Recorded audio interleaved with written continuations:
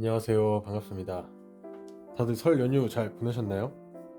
저는 연휴 직전에 비염 수술을 받아서 연휴를 제대로 즐기지 못했습니다. 응급실을 왔다 갔다 하느라 영화도 못 보고 조금은 힘든 시간을 보냈습니다. 여러분들은 보고 싶었던 사람들 만나고 푹 쉴 수 있었던 연휴를 보내셨기를 바라겠습니다. 이번에 감상한 영화는 나는 내일 어제 너와 만난다입니다. 이번이 처음은 아니고 세 번째 감상이었습니다. 세 번째 본 입장에서 이 영화는 최소 두 번은 봐야 진짜 매력을 느낄 수 있는 작품이라고 생각합니다. 왜 그렇게 느꼈는지는 영화를 보시거나 이 영상을 끝까지 보신다면 알 수 있을 거라 생각합니다. 그럼 한번 이야기해 보겠습니다. 타카토시는 등교하는 전철에서 한 여자를 보고 첫눈에 반해버리고 맙니다. 하지만 쑥맥인 타카토시는 어찌할 바를 모르고 안절부절 못합니다. 여자가 전철에 내려 다시는 못 보게 될까봐 전전긍긍하던 타카토시는 같은 역에서 내리면 말을 걸어보자 라고 생각하게 됩니다. 그러다 정말 우연히 다카라가이케 역에서 같이 내리게 되었고 용기 내서 말을 거는 데 성공합니다. 두서없이 바로 전화번호를 알려달라고 했지만 여자는 휴대폰이 없다고 철벽을 치고 타카토시는 거절의 의미로 받아들이고 발길을 돌리려는 찰나에 사실은 진짜로 휴대폰이 없었던 거였습니다. 그렇게 승강장에서 나는 타카토시야, 나는 에미야, 난 20살이야, 정말 나도 20살이야, 난 지금 만화를 그리는 학생이야, 이렇게 서로 자기소개를 합니다. 그러다 전철이 들어오고 에미는 가야 한다면서 자리에서 일어납니다. 타카토시는 우리 또 만날 수 있냐 물어보고 에미는 눈물을 갑자기 흘리면서 내일 다시 만나자고 이야기하면서 전철에 탑승합니다. 그렇게 타카토시는 학교에 가게 되고 절친이자 인싸, 연애 고수인 우에야마에게 조언을 구하는데 놀림만 받게 됩니다. 우에야마는 어떻게 연락처도 안 받고 헤어지냐 얘기하고 너가 이 학교에 다닌다고 얘기했으니까 찾아올 거야. 걱정하지 마. 라고 응원해줍니다. 이 우에야마 캐릭터가 이 영화에서 정말 호감으로 느껴졌어요. 일단 남자 주인공보다 잘생겼고 영화 내내 시원시원한 성격도 보여주고 또 주인공보다 훨씬 더 호감인 캐릭터로 받아들였습니다. 그렇게 타카토시는 다음날 다시 전철을 타고 과제를 하기 위해서 동물원으로 향합니다. 기린 앞에서 스케치를 하던 그의 뒤에서 에미가 나타납니다. 타카토시는 깜짝 놀라면서 왜 여기 있냐 라고 이야기하고 에미는 내일 다시 보자 했잖아 라고 이야기합니다. 에미는 어제 이야기하던 다카라가이케에 가보고 싶다고 말하며 둘은 다카라가이케로 향합니다. 타카토시는 5살에 다카라가이케 선착장에서 물에 빠졌었고 어떤 여자가 자신을 구해줬었다는 이야기를 에미에게 해줍니다. 에미 역시 자신도 5살 때 죽을 뻔했었다고 이야기를 하고 타카토시는 이번에는 연락처를 달라고 이야기를 하는데 성공합니다. 여기서 에미가 연락처를 적으면서 머리를 이렇게 귀 뒤로 넘기는데 너무 이쁘게 나옵니다. 그렇게 수첩을 찢어서 연락처를 전달하고 그날 저녁에 타카토시는 우에야마에게 오늘 있었던 일을 이야기하자 우에야마는 아니 어떻게 연락처만 받고 헤어지냐, 데이트 신청은 안 했냐 라고 구박을 합니다. 지금이라도 전화해서 지금이라도 데이트 신청을 해라 라고 이야기를 하고 타카토시가 망설이다가 우에야마가 휴대폰을 뺏어서 전화를 걸어버리고 타카토시에게 통화를 하라고 합니다. 긴장한 타카토시 옆에서 우에야마가 서포트를 해주면서 결국 데이트를 약속하는 데 성공하게 되고 타카토시와 우에야마는 아주 뛸 듯이 기뻐합니다.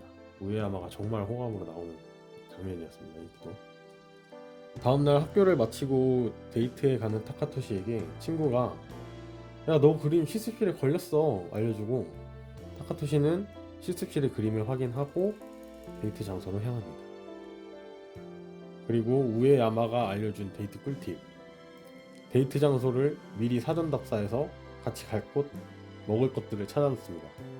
그렇게 약속 시간이 되고 약속 장사에서 둘은 만나게 되고, 우에야마에게 전수받은 데이트 꿀팁으로 타카토시는 미리 방문했던 데이트 코스대로 데이트를 진행하고, 찻집에서 차를 마시던 중에 바깥에 지나가는 포메를 보고 서로 농담을 하면서 분위기는 더욱더 훈훈해집니다.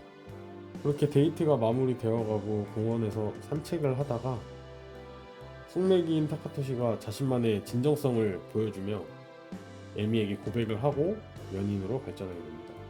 그렇게 타카토시는 우에야마 친척이 소유한 집으로 이사를 하게 되고, 에미가 이사를 도와주러 오면서 우에야마와 처음으로 인사를 하게 됩니다.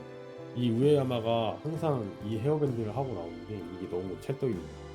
짐 정리를 대충 마치고 우에야마는 퇴장을 하고 둘만의 시간이 찾아옵니다. 어색한 타카토시는 성우로 부르는 건 별로인 것 같다면서 우리 언제부터 이름으로 부르는 게 좋을까 이야기를 하자, 에미가 그건 바로 지금 이라고 이야기하며 지금부터 이름으로 부르자고 합니다. 사실 남자 주인공의 이름이 미나미야마 타카토시이고 여자 주인공은 후쿠주 에미인데, 이게 지금까지는 서로 성으로 불렀어요. 미나미야마 후쿠주라고 성으로 서로를 불렀는데, 이거 제가 발음하기가 너무 힘들어서 이름으로 얘기했습니다. 영화상에서 둘이 이름으로 부르기 시작한 건 지금부터입니다. 참고하시면 좋을 것 같아요. 그렇게 서로 이름을 부르다가 또 에미가 눈물을 또르르 흘리게 됩니다. 금방 훔쳐내고 짐 정리를 다시 하는데, 와, 타카토시도 정신 놓고 쳐다봅니다. 그렇게 짐 정리를 하다가 에미가 연 박스에 자물쇠가 걸린 상자가 하나 있는데, 타카토시는 자신을 구해준 여자가 준 상자라며 다음에 만날 때까지 상자를 맡아달라 했다고, 다음에 다시 만났을 때 같이 열어보자고 했다고 하면서 고이 보관하고 있었다고 합니다. 그렇게 짐 정리를 마치고 에미를 전철역으로 바래다 주면서 에미가 손이 시렵고 막 추워하니까 우리 손잡을까? 라고 타카토시가 제안을 합니다. 그렇게 처음으로 둘이 손을 잡고 에미는 갑자기 여기서 또 또르르 눈물을 흘립니다. 다음날 다시 만난 둘은 장을 보고 집으로 돌아와서 에미가 타카토시에게 직접 비프 스튜를 해줍니다. 타카토시는 너무 맛있다고, 우리 엄마가 해준 비프 스튜랑 맛이 똑같다 라고 이야기를 하자, 에미가 초콜릿을 넣어서 그래 라고 이야기를 합니다. 타카토시는 너가 그걸 어떻게 알아? 물어보고 에미는 너가 전에 이야기했어 라고 둘러대지만, 타카토시는 전에도 이런 일이 있었다면서 너 기린기린도 실습실에 붙을 거라고 얘기했었잖아, 근데 진짜 붙었어 라고 이야기하면서 너 예지력이 있는 게 아닐까? 라고 이야기합니다. 근데 여기서 에미가 갑자기 살벌하게 그렇다면 어떨 거야? 라고 이야기를 하는데 잠깐 동안 영화의 장르가 바뀝니다. 직접 보시면은 엄청나게 살벌하게 이야기합니다. 타카토시마저 당황하고 굉장하다고 생각하겠지라는 말밖에 못해요. 타카토시는 어떻게든 웃으면서 분위기 전환을 하려고 하고 에미가 받아주면서 다시 원래 장르로 돌아옵니다. 에미와 헤어지고 빨래방에서 타카토시와 우에야마가 만나게 되고, 싱글벙글한 타카토시를 보고 우에야마는 아빠 미소를 짓습니다. 다음날 에미가 타카토시의 머리를 잘라줍니다.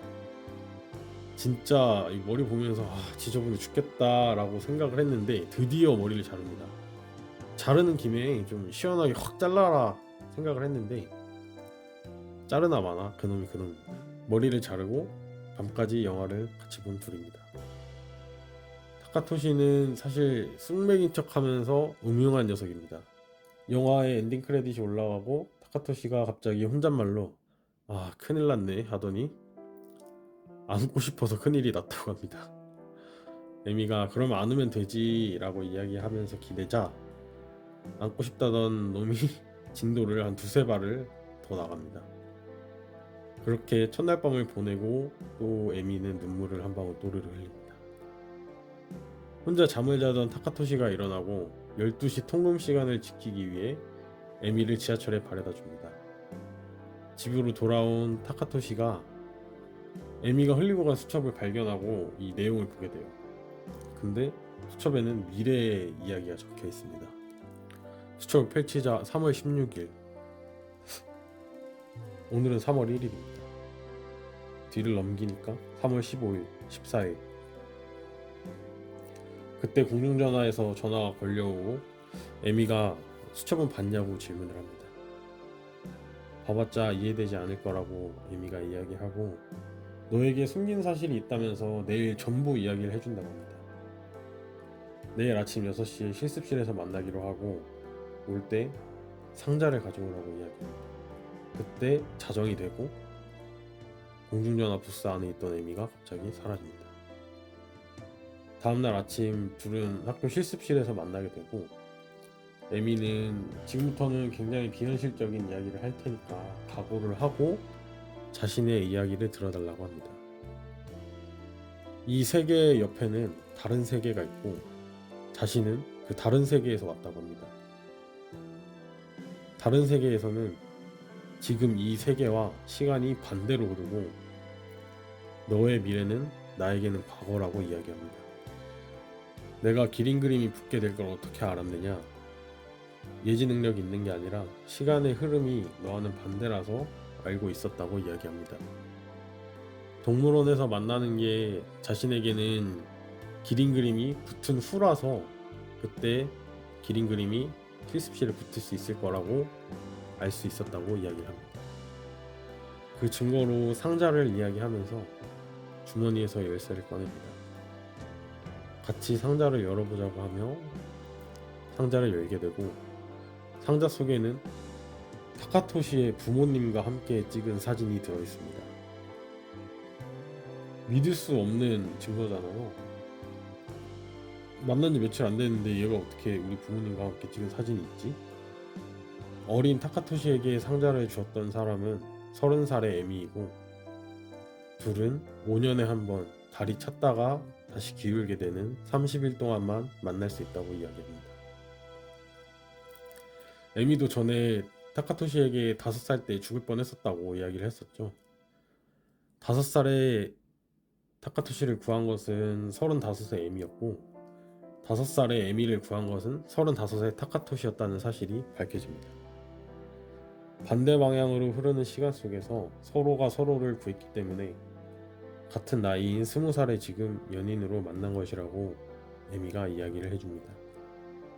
타카토시는 멘탈이 터져서 받아들이지 못합니다. 이걸 누가 이 얘기를 받아들이겠어요? 한 번에 받아들이지 못하죠. 그렇게 첫 데이트 때 갔던 찻집에 둘이 갑니다. 타카토시가 본 에미의 수첩에 적혀있는 내용은 미래의 타카토시가 에미에게 이야기해준 내용이고 에미는 수첩의 내용대로 따라왔다고 합니다. 그때 창밖에 첫 데이트 때 봤던 포메가 지나가고 에미는 포메를 봤는데 마치 처음 본다는 듯이 포메가 귀엽다고 막 호들갑을 떱니다. 근데 에미는 그럴 수밖에 없죠. 에미는 지금 처음 본 거니까. 그 모습에 또 멘탈이 터져버리는 타카토시. 데이트는 하고 있지만 타카토시는 현실을 받아들이지 못합니다. 에미의 모든 모습이 연기처럼 느껴지고 이 정해진 운명에 가둬져야만 하는 건지 라고 고뇌에 빠지게 됩니다. 현실을 받아들이지 못하고 심란해하던 타카토시는 결국에 에미에게 수첩의 내용대로 하지 말자. 그냥 15년 후에 서로의 목숨만 구해주자. 내가 15년 뒤에 너 목숨 구해줄게. 라고 이야기하면서 가버리는 타카토시를 에미가 붙잡지만 타카토시가 너가 이렇게 날 붙잡는 것도 예정되어 있는 거야? 라고 막말을 하면서 뿌리치고 가버립니다. 이게 타카토시의 마음은 이해가 되거든요. 저였어도 이 관계를 유지해야 될까? 지금 서로 더 깊어지는 게 맞는 선택일까? 서로 더 깊어지기 전에 그만두는 게 맞지 않을까? 라는 생각을 할 것 같긴 한데 이 둘 관계에서 마음고생을 더 많이 하는 사람은 에미잖아요. 정말 20대는 쥐어받고 싶었습니다. 그날 저녁 빨래방에서 우에야마를 만나게 되고 여자친구와 나는 엇갈렸다고 이야기합니다. 우에야마는 달을 보라고 하면서 달과 지구도 엇갈려. 일정한 거리를 두고 돌면서 서로 영원히 가까워질 수 없어 라고 이야기해주면서 너는 만나서 이야기라도 할 수 있잖아. 대화라도 할 수 있으니까 대화로 한번 풀어보라고 합니다. 우에야마에게 조언을 얻고 타카토시가 정신을 차립니다. 본인보다 에미가 더 괴롭고 힘들었을 거라는 것을 알게 되고 자신에게 처음은 에미에게는 마지막이라는 것을 알게 됩니다. 왜 처음으로 무엇을 할 때마다 에미가 눈물을 흘렸는지 깨닫게 되면서 집으로 달려가서 꺼진 휴대폰을 충전하며 에미에게 전화를 합니다. 내가 너에게 심한 말을 하게 될 거라고. 하지만 지금은 이겨냈다고, 사랑한다고 이야기합니다. 다음날 전철역에서 만나 에미가 겪을 괴로움을 공감해주면서 지금까지 아무것도 몰라줘서 미안해 하고 사과를 합니다. 집으로 돌아와서 에미의 과거 이야기를 하게 됩니다. 에미는 5살 때에 지금 이 세계로 넘어와서 축제에 가게 되었는데 그 축제에서 가스 폭발 사고가 있었고 그때 타카토시가 에미를 구해줬다고 해요. 그때 봤던 타카토시가 너무 멋져서 에미는 이 사람이라고 느끼게 되었고 지금 이렇게 괴로워도 계속 마음을 다시 잡고 타카토시를 만나는 거는 그때 타카토시를 보고 지금의 타카토시를 만나고 싶어서라고 고백을 합니다. 그렇게 관계를 회복한 둘은 다시 착실하게 수첩의 내용대로 남은 날을 소중하게 보냅니다. 타카토시의 친구들의 모임에 참석하고 집에 돌아가는 길에 에미가 별을 보면서 말을 합니다. 우리는 엇갈리는 게 아니야. 끝과 끝을 맞붙인 고리가 되어서 하나로 이어져 있어. 에미의 첫날이자 타카토시의 마지막 날, 타카토시가 에미에게 해준 말이라고 해요. 불안해하는 에미를 위해서 타카토시가 이 말을 해줬다고 하면서 나에게 이 말을 꼭 다시 해주라고 이야기합니다. 타카토시는 29일째 에미는 타카토시의 부모님 댁에 찾아가게 되고 10년 전에 둘이 만났던 타코야키 집에서 타코야키를 사 먹으면서 과거를 떠올리게 됩니다. 여기서 타카토시는 어렸을 때부터 머리가 지저분했다는 걸 알 수 있습니다. 그렇게 타카토시의 본가에 도착하고 무뚝뚝한 아버지와 엄청난 텐션의 어머니를 만나게 됩니다. 여기서 어머니가 비프 스튜를 해주게 되고 어머니의 비법이 초콜릿이라는 사실을 에미가 알게 됩니다. 에미가 정말 대단하다고 다시 한번 느낀 게 에미의 입장에서는 타카토시를 만난 지 지금 이틀밖에 되지 않았거든요. 타카토시의 29일째니까. 근데 바로 부모님을 만나러 갔어요. 근데도 세상에 이렇게 싹싹하게 잘 할 수가 없어요. 진짜로 1등 신부권입니다. 그렇게 식사를 마치고 부모님과 함께 사진을 찍고 에미에게 중요한 소중한 증거를 남기게 됩니다. 집으로 돌아가는 길에 타카토시는 왜 우리는 가족이 될 수 없는 거냐며 세상을 원망하면서 눈물을 흘립니다. 에미는 본인이 잘못한 건 없지만 미안하다면서 타카토시를 위로해줍니다. 만난 지 이틀밖에 안 됐는데 고생이 참 많죠. 그렇게 타카토시의 마지막 날이 찾아오고 아침에 실습실에서 만납니다. 에미에게는 첫째 날이죠. 첫째 날이라 굉장히 얼어있는 에미와 여유롭고 익숙한 타카토시. 타카토시는 내가 해줄 수 있는 게 그림을 그리는 것밖에 없어 라고 하며 이거는 예정되어 있어서 그리는 게 아니야. 내가 30일 동안 느껴왔던 너를 그림으로 남기고 싶어 라고 하면서 그림을 그리게 됩니다. 에미는 그럼 나도 부탁이 있어 하며 오늘까지 있었던 일을 자세하게 알려달라고 하면서 타카토시는 그림을 그리고 에미는 타카토시의 이야기를 기록을 하면서 서로 마지막과 처음을 준비합니다. 타카토시는 지금까지 있었던 일들을 에미에게 이야기를 하면서 이렇게 대본대로 하면은 너는 하나도 즐겁지 않잖아 라고 하면서 눈물을 흘립니다. 눈물을 흘리면서 자신이 지금까지 즐거웠고 수많은 감정을 느낄 수 있었던 거는 너가 노력해준 덕분이야 라고 고맙다고 이야기합니다. 에미는 알고 있어도 즐거운 건 즐거운 거야 라고 이야기하면서 타카토시를 위로합니다. 그렇게 자정은 다가옵니다. 둘은 전철역에서 함께 자정을 기다리고 날짜가 감으로써 점점 멀어지는 게 불안한 에미를 위해서 타카토시가 준비한 멘트를 날려줍니다. 우린 엇갈리는 게 아니야. 서로 끝과 끝을 맞붙인 고리가 되어 우린 하나로 이어져 있어. 우리 둘은 하나야 라고 이야기하고 그렇게 자정이 되고 에미는 사라지게 됩니다. 화면이 전환되고 타카토시의 시점이 아닌 에미의 시점으로 시간이 역행하면서 둘의 만남을 보여주고 영화는 막을 내립니다. 여기까지가 줄거리이고 감상평을 얘기하자면은 전에 올렸던 영상이 뷰티 인사이드 감상평인데 서로 비슷한 구석이 많은 영화인 것 같아요. 보면서 그렇게 느꼈고요.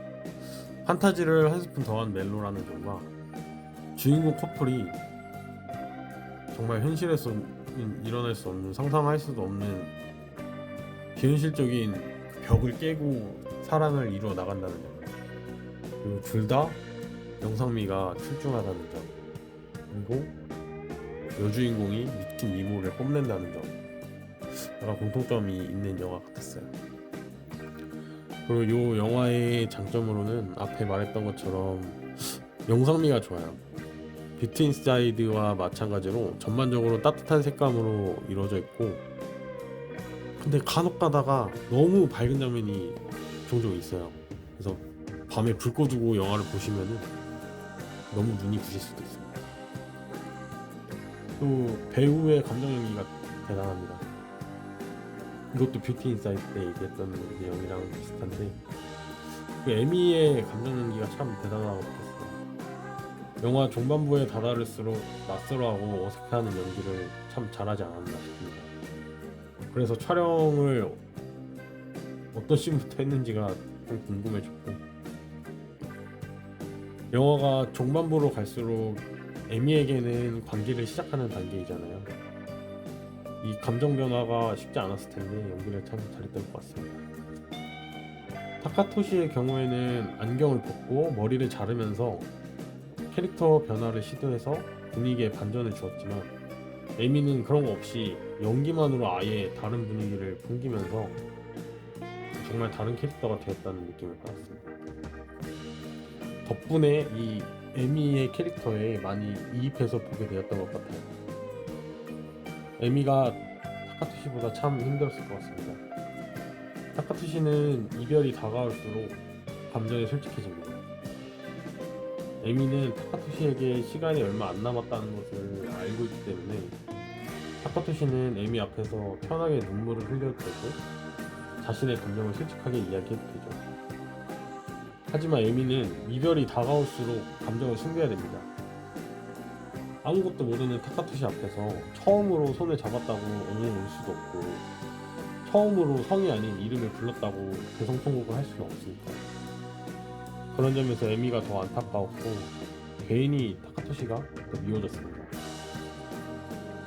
그리고 영화를 보면서 들었던 생각은, 이 관계가 타카토시가 에미를 구해줬기 때문에 둘의 관계가 이어지게 된 건지, 에미가 타카토시를 구해줬기 때문에 둘의 관계가 이어지게 된 건지가 모르겠습니다. 사실 중요한 건 아니지만 계속 마음속으로 닭이 먼저인가 알이 먼저인가 생각하게 됐습니다. 이 영화는 제가 기본적으로 2번 이상은 감상을 해야 제대로 즐길 수 있다고 생각한 거는, 이 시간의 비밀을 알고서 다시 보면은 초반부의 에미의 표정과 눈물 그리고 행동 하나하나가 전혀 다르게 보입니다. 그래서 이 영화는 첫 번째 감상보다 두 번째 감상에서 더 깊은 감정을 느끼게 되는 작품이라고 생각을 하고, 이게 영화가 전달하는 메시지를 크게 느낀 건 아니지만 이 소재만으로도 이렇게 여운을 남길 수 있다는 것을 알게 된 영화였습니다. 이 원작이 있는데 원작은 동명의 소설이고 영화는 넷플릭스에서 시청할 수 있습니다. 이번 주말에 쉬시는 동안 한번 감상하기를 추천드리면서 물러나겠습니다. 시청해주셔서 감사합니다.